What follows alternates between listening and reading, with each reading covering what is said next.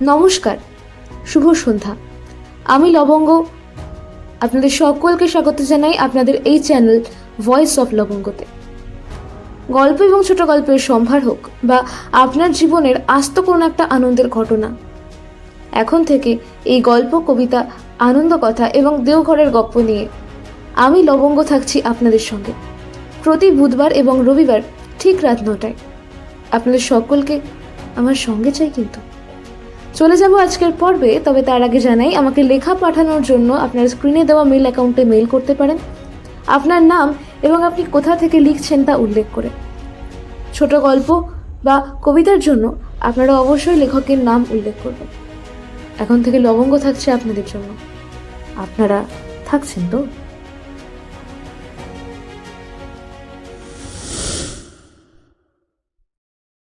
দেওঘরের গল্পের আজকের পর্বটি নেওয়া হয়েছে শ্রী শ্রী ঠাকুরের আলোচনা প্রসঙ্গ প্রথম খণ্ড থেকে।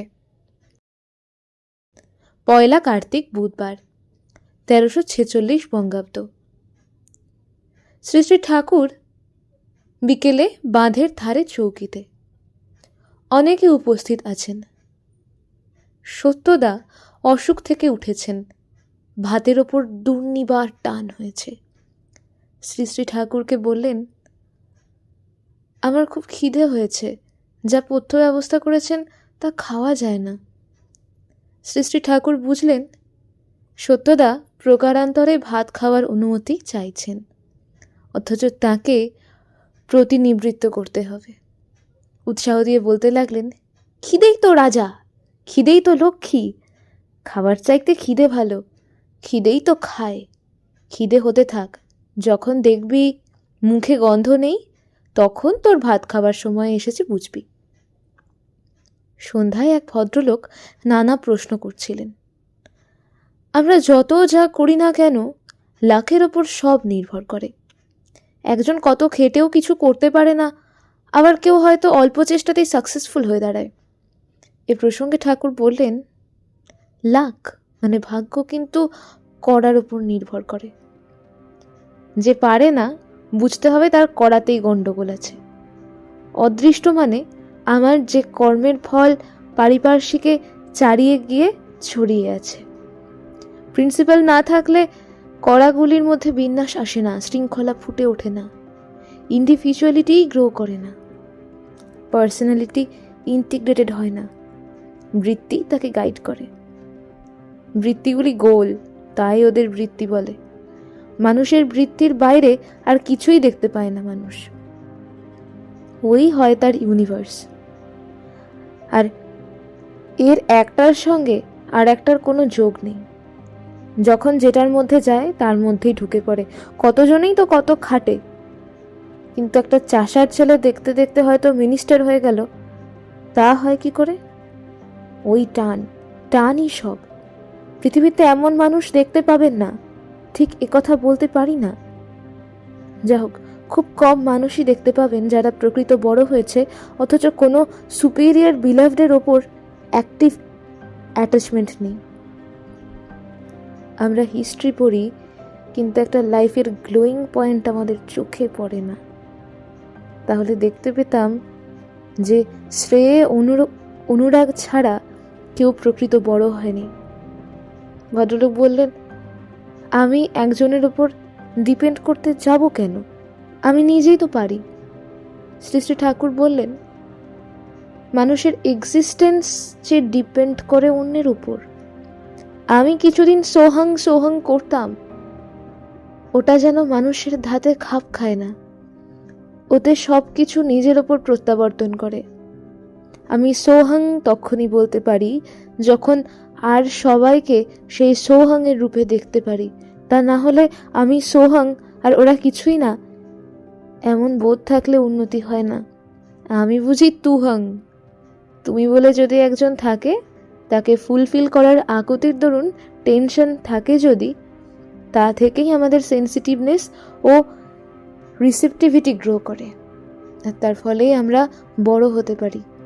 নচেত সব কিছু নিজেদের উপর প্রত্যাবর্তন করে। মোট কথা, মানুষের মধ্যে আছে লিবিডো বা সুরেত। আমি ইংরেজি জানি না, মুখ্য মানুষ তবু আবার ইংরাজি কই। এই সুরত চাই যুক্ত হতে, এই সুরত মা বাবা গুরু ইত্যাদিতে ঠিকভাবে যুক্ত হবার ফলে যে মানুষ অ্যাক্টিভ হয়ে ওঠে তার উন্নতি হবেই। গীতায় আছে, নাস্তি বুদ্ধির যুক্তস্য নচা যুক্তস্য ভাবনা নচা ভাবয়তঃ শান্তির শান্তস্য ক্রুতঃ সুখম। আরও কি আছে জানো তো? যোগ কর্ম সুকৌশলম। তাই না? এই হলো কথা। আবার ঠাকুর কথার মানে তিনি ঠক্কুর অর্থাৎ ঠক্কর দেন আমাদের বৃত্তির সঙ্গে, আর তার সঙ্গে কনফ্লিক্ট বাঁধে। এই কনফ্লিক্টের ফলে আসে অ্যাডজাস্টমেন্ট। ভদ্রলোক আবার বললেন, হিটলার মুসোলিনির মাতৃভক্তি তো বুঝি, কিন্তু গুরুভক্তি তো দেখি না। শ্রী শ্রী ঠাকুর বললেন, তেমনভাবে মাতৃভক্ত হলে তারই ঠেলা সামলানো দায়, তারপর তো গুরুভক্তি। গুরুর প্রয়োজন এই জন্য যে তিনি সব স্টেজেই গাইড করতে পারেন, যা অন্যের দ্বারা সম্ভব নয়। আর তাকে ভালোবেসে অনুসরণ করে আমরা দিন দিন বড় হই। গুরুভক্তি বা মাতৃভক্তি থাকলে আপনা থেকেই মোটর সেন্সরি কোঅর্ডিনেশন আসে। এই আদিত্যকে দেখলে হয়। শ্রীকৃষ্ণের প্রসঙ্গে ভদ্রলোক বলছিলেন, তাকে বড়জোর সুপারম্যান বলতে পারি, ভগবান বলতে পারি না, হাজার হলেও তিনি মানুষ। শ্রী শ্রী ঠাকুর বললেন, আমি কিন্তু ভগবান বলতে মানুষ বাদ দিয়ে কিছুই বুঝি না। তেমন ভগবান যদি থাকেনও, তার সঙ্গে আমার সম্পর্ক কি? তিনি আমাকে একটা তিলের নাড়ু পর্যন্ত জুটিয়ে দেন না। ভগবান বলতে বুঝি সেই মানুষ যার ভিতরে স্বরৈশ্বর্য জাগ্রত। রবীন্দ্রনাথকে বাদ দিয়ে তার কবিত্ব বুঝি না। আগে মনে হয় রবীন্দ্রনাথের কথা, তারপর তার কবিত্ব।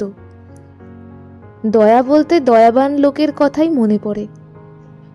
দয়াবান ছাড়া দয়া থাকে কোথায়, তা বোধ করি কেমন করে? পুজোর ছুটি হয়ে গেছে, আজ ষষ্ঠী। বহু লোকজন বাইরে থেকে এসেছেন। সুধামার ওপর আনন্দবাজারের ভার, তার শরীর অসুস্থ। শ্রী শ্রী ঠাকুরের কত চিন্তা। একবার অমর ভাইকে, একবার ভূষণদাকে, একবার গোপালদাকে, একবার দাসদাকে খোঁজ নিতে বলছেন, আবার টাকা জোগাড় করবার চেষ্টা করছেন। ভূষণদা এসে বললেন, তরকারিতে কম পড়বে। শ্রী শ্রী ঠাকুর অস্থির হয়ে উঠলেন, বলতে লাগলেন, তাহলে কত রাত্রে খেতে দিবি? কতজন গাড়িতে এসেছে, সারাদিন কিছু খায়নি। এত ব্যাপারের মধ্যে আবার প্যারিদাকে ডেকে বললেন, প্যারি, বড় বউকে একটা বেড পিল দিও কিন্তু।